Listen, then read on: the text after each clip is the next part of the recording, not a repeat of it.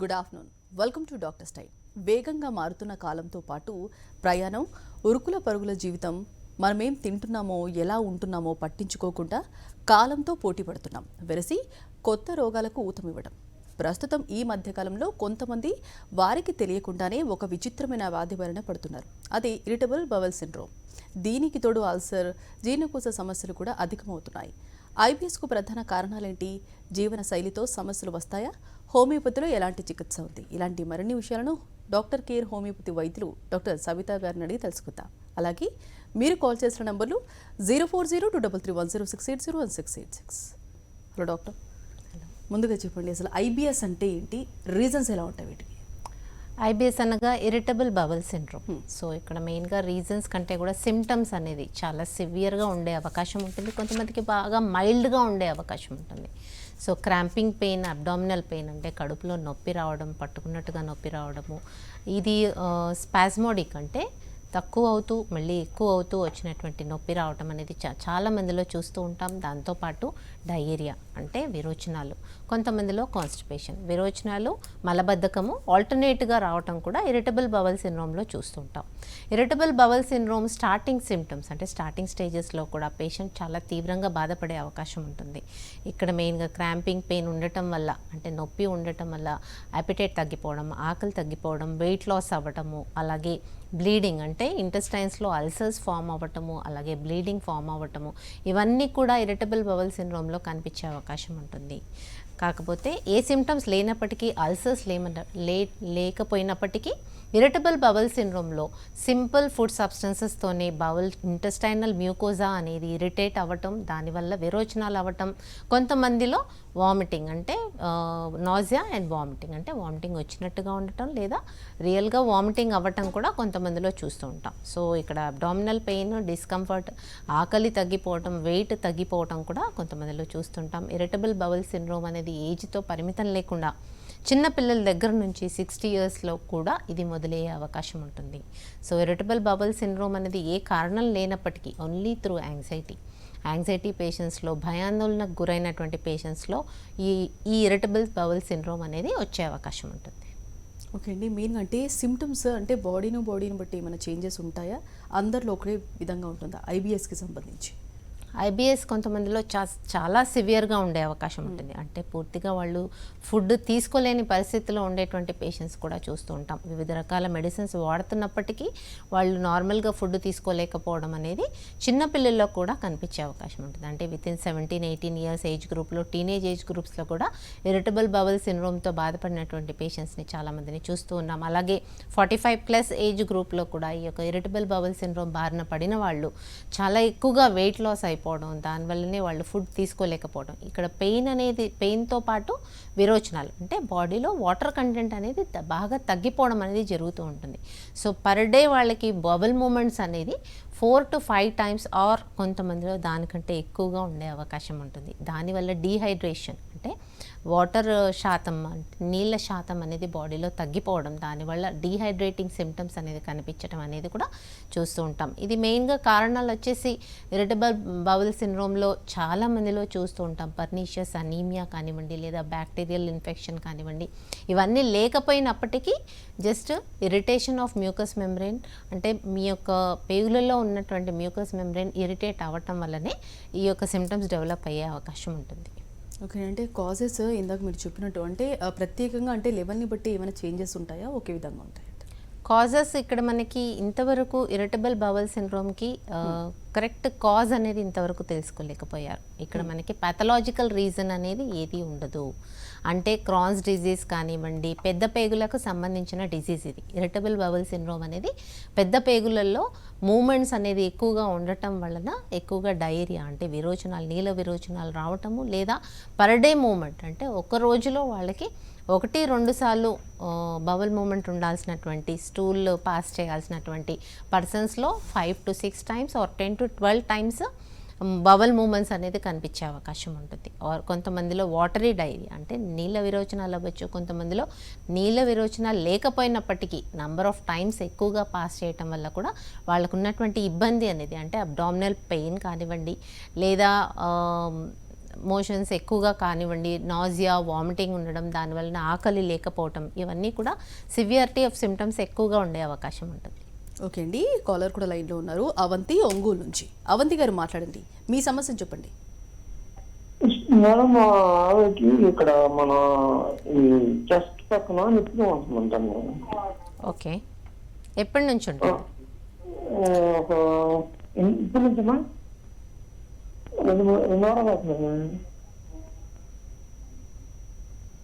Hello, మీరు TV చూస్తూ మాట్లాడకండి, డైరెక్ట్ కాల్లో మాట్లాడండి. డాక్టర్ గారు మీ సమస్యను వింటున్నారు. చెప్పండి అవంతి గారు. 2 వారాలు అవుతుంది. ఓకే, ఎన్ని రోజుల నుంచి ఉంది ఈ ప్రాబ్లం? ఒక 14 రోజుల నుంచి 15 రోజుల నుంచి ఉంది మేడం. ఓకే, 15 రోజుల నుంచి కడుపులో నొప్పి అంటున్నారు. సింపుల్ గ్యాస్ట్రైటిస్ అయి ఉండవచ్చు. ఏజ్ ఏంటి పేషెంట్ ఏజ్? 25 దాకా ఉంటుంది మేడం. ఓకే, 25లో మీకు కడుపులో నొప్పి రావడం గ్యాస్ట్రైటిస్ సిమ్టమ్స్ ఉంటాయి. గ్యాస్ట్రైటిస్లో కూడా వివిధ కారణాలు ఉండే అవకాశం ఉంటుంది. సో సింపుల్ యాంటాసిడ్స్ ఇవన్నీ వాడితే కూడా తగ్గే అవకాశం ఉంటుంది. కానీ ఇంత చిన్న ఏజ్లో వచ్చింది కాబట్టి ఆహార అలవాట్లు అనేది మార్చుకోవాల్సి ఉంటుంది. రెగ్యులర్ ఇంటర్వల్స్లో తీసుకోవాల్సిన అటువంటి ఆహారం, ఒకవేళ చాలా టైం గ్యాప్ ఎక్కువ తీసుకుంటే కూడా ఈ యొక్క అసిడిక్ సిమ్టమ్స్ అంటే అసిడిటీ కానీ బర్నింగ్ సిమ్టమ్ కానీ వచ్చే అవకాశం ఉంటుంది. ఓకే అండి, మెయిన్గా అంటే ఐబిఎస్కి సంబంధించి అంటే ఇన్వెస్టిగేషన్స్ ఏ విధంగా ఉంటాయి?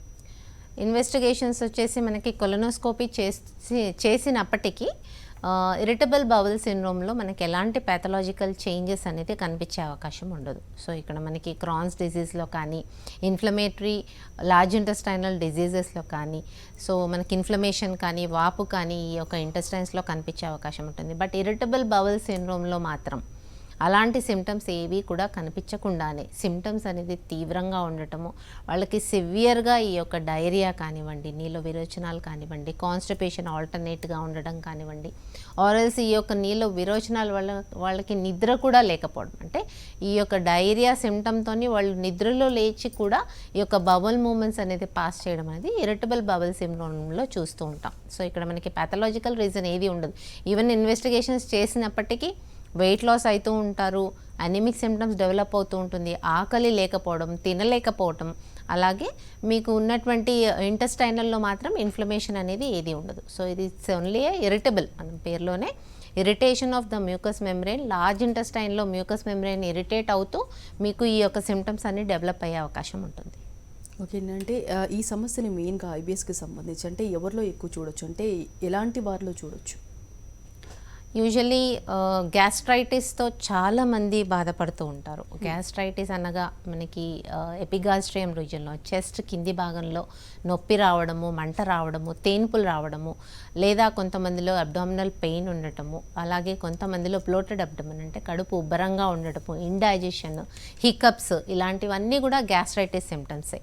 ఈ యొక్క గ్యాస్ట్రైటిస్ సిమ్టమ్స్లో చాలా యంగ్ ఏజ్ నుంచి కూడా ఎల్డర్లీ ఏజ్ గ్రూప్ వరకు కూడా బాధపడుతూ ఉంటారు. చాలామంది కొన్ని మెడిసిన్స్ తీసుకోవడం వల్ల, అంటే ఎన్ని పెయిన్ కిల్లర్స్ రెగ్యులర్గా తీసుకునే వాళ్ళలో, అలాగే non steroidal anti inflammatory drugs తీసుకునే వాళ్ళల్లో కూడా ఈ యొక్క అల్సర్ ఫార్మేషన్ అనేది ఇంటెస్టైన్లో చాలామందిలో కనిపిస్తూ ఉంటుంది. సో ఈ యొక్క problem gastritis simple nausea, vomiting అంటే వాంతులు విరోచనాలే కాకుండా కొంతమందిలో చాలా ఇబ్బందికరంగా నొప్పి ఉండటం కూడా చూస్తూ ఉంటాం.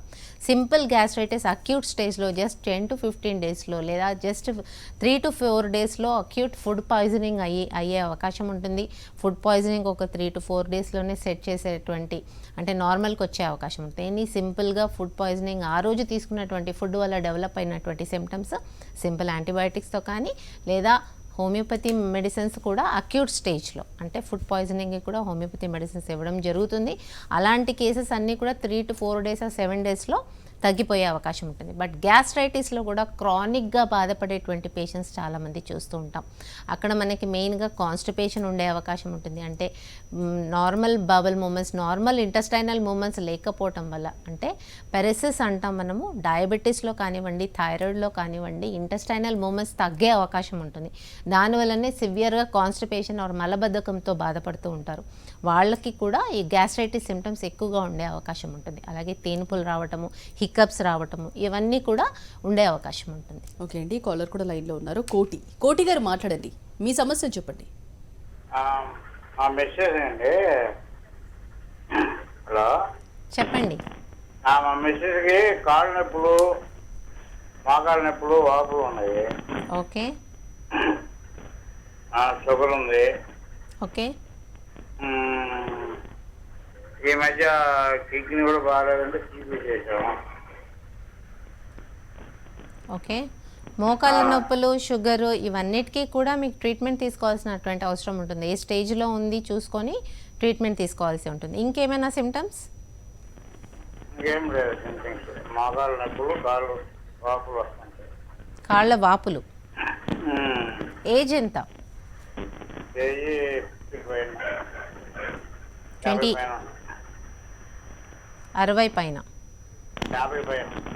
ఓకే, సో 50 పైన అంటే మోకాళ్ళ అరుగుదల కూడా ఉండే అవకాశం ఉంటుంది కదా. సో మీరు నియరెస్ట్ క్లినిక్కి తీసుకురండి. తీసుకొస్తే అది అరుగుదల వల్ల వచ్చిందా, వాపు కూడా ఉంది అని చెప్తున్నారు కానీ కనుక ఇన్ఫెక్టివ్ ఆర్థరైటిస్ ఏమైనా ఉందా చెక్ చేసి ట్రీట్మెంట్ ఇవ్వడం జరుగుతుంది. ఓకే అండి, ఇందాక మీరు మాట్లాడుతుంటే హికప్స్ కూడా చెప్పారు కదా. ఇప్పుడు కొంతమందికి అంటే కంటిన్యూగా కాకపోయినా కానీ అప్పుడప్పుడు వస్తూ ఉంటాయి. సో దాన్ని ఏమనుకోవచ్చు, మరి గ్యాస్ట్రైటిస్ అనుకోవచ్చు అది కూడా? యా, హికప్స్ అనేది మన డయాఫ్రమ్ ఏదైతే మనకి లైనింగ్ ఉంటుందో అది ఇరిటేట్ అవ్వటం వల్ల వచ్చినటువంటి సిమ్టమ్ అది. సో మెయిన్గా గ్యాస్ట్రైటిస్తో బాధపడే వాళ్ళలోనే ఎక్కువగా హికప్స్ వచ్చే అవకాశం ఉంటుంది. బట్ అండర్లైన్ కాజ్ అనేది వేరేగా ఉన్నప్పటికీ హికప్స్ అనేది స్టార్టింగ్లో మనకి గ్యాస్ట్రైటిస్ వలన ఆ యొక్క మెడిసిన్ కూడా మీకు బేసల్ మీడియం తీసుకొచ్చేటువంటి మెడిసిన్స్ వాడితే ఈ హికప్స్ కొంచెం తగ్గే అవకాశం ఉంటుంది.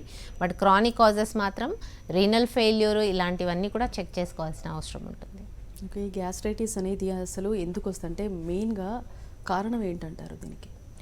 గ్యాస్ట్రైటిస్ అనేది వివిధ రకాలుగా ఉండే అవకాశం ఉంటుంది. కొంతమందిలో ఆహారపు అలవాట్లు సరిగ్గా లేకపోవటం, అంటే చాలా ఎక్కువ టైం గ్యాప్ ఇవ్వటం, లేదా వాళ్ళు తీసుకునేటువంటి ఆహారం బాగా స్పైసీ ఫుడ్ ఎక్కువగా తీసుకోవటం, లేదా వాళ్ళు తీసుకునేటువంటి మెడిసిన్స్ వల్ల వచ్చే అవకాశం ఉంటుంది. సో ఈ యొక్క గ్యాస్ట్రైటిస్ అనేది కొంతమందిలో ఇన్ఫెక్షన్స్ వల్ల కూడా, అంటే హెలికోబ్యాక్టర్ అనే బ్యాక్టీరియా ఒకవేళ ఇంటెస్టైన్స్లో ఎక్కువగా ఉన్నట్టయితే కనుక ఈ యొక్క సిమ్టమ్స్ వచ్చే అవకాశం ఉంటుంది. అలాగే ఆ సిమ్టమ్స్ వచ్చేసి కడుపు డిస్కంఫర్ట్ ఉండటం, అంటే స్టమక్ డిస్కంఫర్ట్గా ఉండటము, తేన్పులు రావటము, అలాగే కడుపు ఉబ్బరంగా ఉండటము, ఇవన్నీ కూడా ఒక ఇన్ఫెక్షన్ వల్లనే ఉండే అవకాశం ఉంటుంది. కొంతమందిలో పెయిన్ కిల్లర్స్ ఎక్కువగా వాడినటువంటి పేషెంట్స్లో, అంటే ఎనీ పెయిన్ కిల్లర్స్ మోకాళ్ళ నొప్పులకు కానివ్వండి, లేదా non steroidal anti inflammatory drugs ఎక్కువ వాడడం వల్ల కానివ్వండి, లోపల ఉన్నటువంటి ఇంటెస్టైనల్ మ్యూకోజా ఇరిటేషన్ అయ్యి దానివల్లనే అక్కడ అల్సర్ ఫార్మేషన్ కూడా అయ్యేటువంటి అవకాశం ఉంటుంది.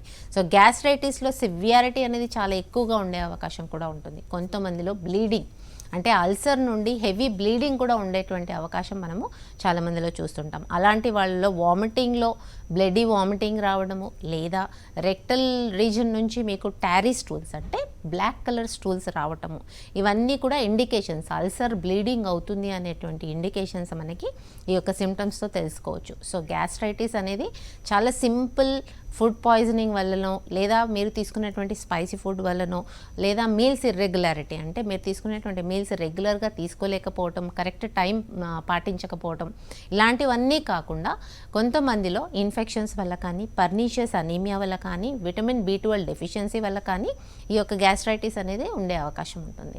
ఓకే అండి, నెక్స్ట్ కాలర్ కూడా లైన్లో ఉన్నారు. తరుణ్, నెల్లూరు నుంచి. తరుణ్ గారు మాట్లాడండి, మీ సమస్యను చెప్పండి. మేడం నమస్కారం. మేడం నమస్కారం. నా పేరు తరుణ్ మేడం, నేను నెల్లూరు నుంచి మాట్లాడుతున్నాను. చెప్పండి తరుణ్. నా వయసు 26 సంవత్సరాలు మేడం. ఓకే. ఈ మధ్య కొన్ని రోజుల నుంచి బాత్రూమ్ సరిగా రావట్లేదు మేడం, కడుపులో ఇబ్బందిగా ఉంది. ఓకే. అంటే బాత్రూమ్ పోయినప్పుడు ఎట్లా వస్తుందంటే లెటర్ని కొంచెం గట్టిగా అట్లా వస్తుంది, చాలా ఇరిటేట్గా ఉంది మేడం. కాన్స్టిపేషన్. ఓకే, ఇంకేమైనా సిమ్టమ్స్? వేడిగా ఒంటి వేడి ఎక్కువగా ఉంది. ఓకే, ఏమైనా పరీక్షలు చేయించినారా తరుణ్? లేదు మేడం, గ్యాస్ట్రిక్ కూడా ఎక్కువ ఉంది మేడం. ఓకే. బయట ఫుడ్ ఎక్కువ తీసుకుంటాను. ఓకే, సో మీరు తీసుకునే ఫుడ్లో కొంచెం మార్పులు తీసుకొచ్చుకోండి. ఫైబర్ ఫుడ్ ఎక్కువగా తీసుకోండి, వాటర్ ఇంటేక్ 4 to 5 లీటర్స్ తీసుకోండి. ఆ తర్వాత కూడా మీకు ఈ యొక్క కాన్స్టిపేషన్ అనేది కంటిన్యూస్గా ఉంటాయి. అంటే మలబద్ధకం చెప్తున్నారు, 26 ఇయర్స్లో మలబద్ధకం ఉంది అంటే మేబీ మీ యొక్క మీల్స్లో ఫైబర్ అనేది పూర్తిగా తగ్గి ఉండవచ్చు. అలాగే బవల్ మూమెంట్స్, ఇంటెస్టైనల్ మూమెంట్స్ కూడా తగ్గి ఉండే అవకాశం ఉంటుంది.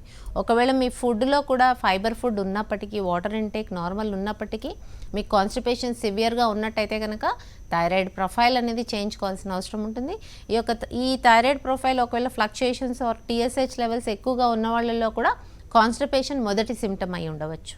సో మలబద్ధకం అనేది కూడా మీరు సింపుల్ ఫైబర్ ఫుడ్ తీసుకుంటే నార్మల్ అయిపోవాల్సినటువంటి పరిస్థితి. బికాస్ 26 ఇయర్ ఓల్డ్లో మీకు సెడెంటరీ లైఫ్ స్టైల్ కూడా ఉండకూడదు. సింపుల్ ఎక్సర్సైజెస్ చేసుకోండి, వీక్లీ 5 days కంపల్సరీ రన్నింగ్ కానీ జాగింగ్ కానీ చేసుకోండి.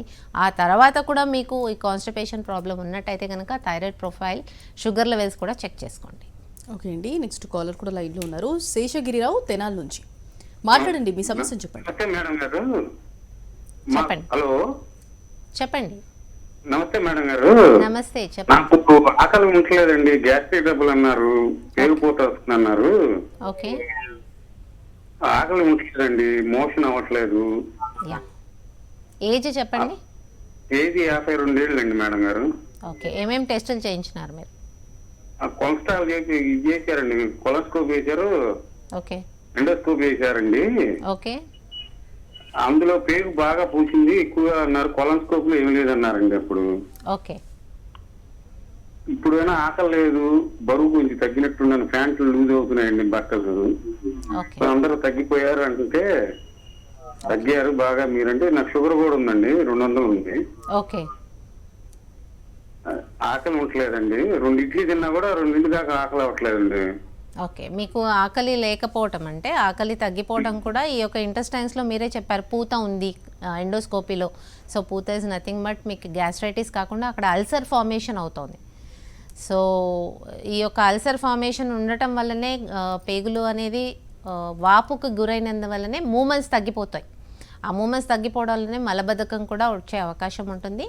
నార్మల్ ఇంటెస్టైనల్ మూమెంట్స్ వచ్చేంత వరకు మీకు ఈ ప్రాబ్లం ఉండే అవకాశం ఉంటుంది. బట్ మీరు తీసుకునేటువంటి ఫుడ్ చాలా తక్కువ అయినప్పటికీ మీ షుగర్ లెవెల్స్ చాలా ఎక్కువ ఉన్నాయని చెప్తున్నారు. సో అది మీరు బాగా చూసుకోవాల్సినటువంటి పరిస్థితి.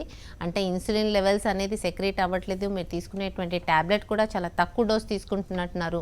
షుగర్ లెవెల్స్ ఒకవేళ ఎక్కువ ఉన్నట్టయితే కనుక మీకు వూండ్ హీలింగ్ తక్కువగా ఉంటుంది. మీకు ఉన్నటువంటి ఇంటెస్టైనల్ అల్సర్స్ కానివ్వండి లేదా ఇంకెక్కడైనా బాడీలో మీకు ఉన్నటువంటి అల్సర్స్ కానీ వూండ్స్ కానీ హీలింగ్ తక్కువగా ఉంటుంది. సో ఇమీడియట్గా మీరు షుగర్ లెవెల్స్ అనేది నార్మల్కి తీసుకొచ్చుకోవడం చాలా ఇంపార్టెంట్. సో మెయిన్గా గ్యాస్ట్రైటిస్ అనేది అంటే పెద్దవాళ్ళలో ఉంటుంది అని అంటారు, బట్ అంటే చిన్నపిల్లల్లో కూడా వచ్చే అవకాశం ఉందా? ఇన్ కేస్ వస్తే ఎలా ఎగ్జామినేషన్ చేయాలి?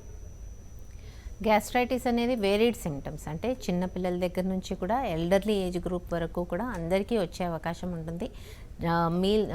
వాళ్ళు తీసుకునేటువంటి ఫుడ్ ఇంటేక్ అనేది రెగ్యులర్ ఇంటర్వల్స్లో తీసుకోకపోవటం, చాలా టైం, లేదా వాళ్ళు తీసుకునేటువంటి ఫుడ్ స్పైసీ ఫుడ్ ఆర్ ఇప్పుడు వచ్చినటువంటి జంక్ ఫుడ్ ఎక్కువగా తీసుకునే వాళ్ళల్లో కూడా ఈ యొక్క సిమ్టమ్స్ కనిపించే అవకాశం ఉంటుంది. సో యంగర్ ఏజ్ గ్రూప్స్లో కూడా even if they are using any painkillers, కొంతమంది ఈ మధ్య తీసుకున్నటువంటి ఎరేటెడ్ డ్రింక్స్ అంటే కూల్ డ్రింక్స్ కానివ్వండి లేదా ఆల్కహాల్ ఇలాంటివి తీసుకున్నప్పుడు కూడా మ్యూకోజల్ మెంబ్రెయిన్ అనేది ఇరిటేషన్ అయ్యే అవకాశం ఉంటుంది. దానివల్లనే ఈ యొక్క గ్యాస్ట్రైటిస్ సిమ్టమ్స్ డెవలప్ అయ్యే అవకాశం ఉంటుంది. సో ఏజ్తో పరిమితం లేకుండానే గ్యాస్ట్రైటిస్ సిమ్టమ్స్ డెవలప్ అయ్యే అవకాశం ఉంటుంది. గ్యాస్ట్రైటిస్ సిమ్టమ్స్ అనేది చాలా వేరియడ్ సిమ్టమ్స్ ఉంటాయి.